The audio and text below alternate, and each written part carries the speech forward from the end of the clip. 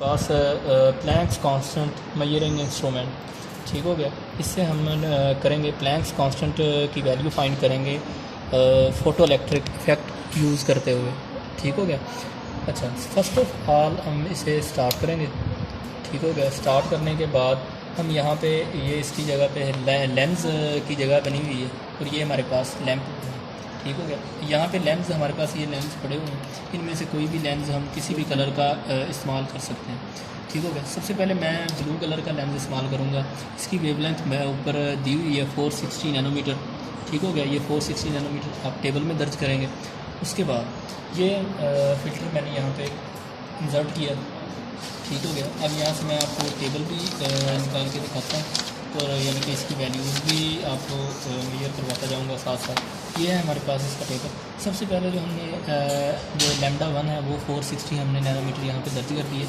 उसके बाद है हमारी वेवलेंथ। ठीक हो गया।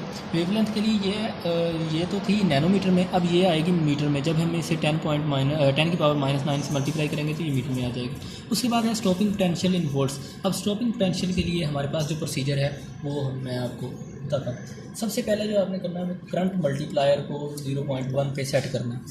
करंट मल्टीप्लायर को 0.1 पे सेट करना है। उसके बाद है हमारे पास लाइट इंटेंसिटी, इसको मैक्सिमम करना है। लाइट इंटेंसिटी को मैक्सिमम करना है। ये हमारे पास लाइट इंटेंसिटी मैक्सिमम होगी। उसके बाद जो है वोल्टेज डायरेक्शन वो हमने नेगेटिव पे सेट करनी है। ये हमारे पास वोल्टेज डायरेक्शन नेगेटिव पे सेट होगी।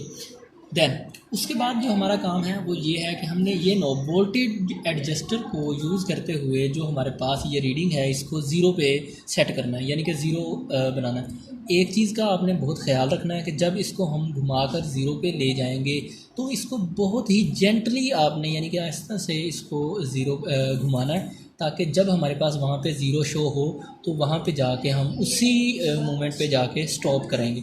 ये 0.1 और ये हमारे पास आ जाएगा 0। जहाँ पे ज़ीरो आ गया वहाँ पे आपने रोक देना है। ओके। अगर आप ज़्यादा इसे घुमाएंगे ज़ीरो तो रहेगा लेकिन आपकी वैल्यूज़ में फ़र्क आएगा। अब जी ये मैंने इसको ज़ीरो पे सेट किया। ठीक है। उसके बाद जो हमारा लास्ट स्टेप है वो है इसको यानी कि करंट से वोल्टेज पे सेट करना, और ये हमारे पास वैल्यू आई है 0.83, जबकि मेरे पास पहले आई थी वैल्यू 0.88, यानी कि ये हमारा 0.05 का फ़र्क आ रहा है और ये कोई इतना ख़ास फ़र्क नहीं है। ठीक हो गया। ये यानी कि इसमें भी अभी मेरे से हो सकता है जब मैंने ये पहली वैल्यू ली थी तब मुझसे ये ज़्यादा घुमाया गया हो, यानी कि इसको आपने बहुत ही एहतियात से आहिस्ता से घुमाना है ताकि आपकी वैल्यू जो है वो एक्यूरेट आ सके। इसके बाद जो हमारा नेक्स्ट प्रोसेस है वो हमने इस फार्मूले में इसे दर्ज करना और इसका रिज़ल्ट निकाल देना। ठीक हो गया। ये है हमारा जो है प्लैंक्स कांस्टेंट। तो हम इससे हम प्लैंक्स कांस्टेंट यानी कि एच की वैल्यू फाइंड करते हैं। अच्छा, जब आप इन चीज़ों को एक्यूरेटली मेजर करेंगे तो आपके लिए जनाब इसका जो एरर है वो आएगा, मिनिमम आएगा। अच्छा, दूसरी बात, इसके लिए हमें चाहिए लैम्डा 1 एंड लैम्डा 2। ये तो एक के लिए हो गया हमारा। अब लैम्डा 2 भी हमने फाइंड करना है, तो लैम्डा 2 के लिए हम दूसरा कलर रेड यूज़ करेंगे। तो रेड की जो हमारे पास फ्रीक्वेंसी है और इसकी वेवलेंथ है वो है 635 नैनोमीटर। इसे हम मीटर्स में कन्वर्ट करेंगे। ठीक हो गया। तो अब हम इसके लिए करते हैं और चेक करते हैं कि ये हमारे पास क्या रिज़ल्ट आता है। इसके लिए ये सब चीज़ें वापस उसी पे सेट कर देनी है जिस तरह पहले से थी। तो अब ये जनाब हम रेड लगाएंगे, रेड लेंस। ये रेड लेंस लग चुका है। इसके बाद वही सेम प्रोसेस रिपीट करेंगे। इंटेंसिटी मैक्सिमम की, इंटेंसिटी मैक्सिमम करने के बाद इसे नेगेटिव पोटेंशियल पे सेट किया, नेगेटिव डायरेक्शन में सेट किया और इसको ज़ीरो पे दे के हाँ।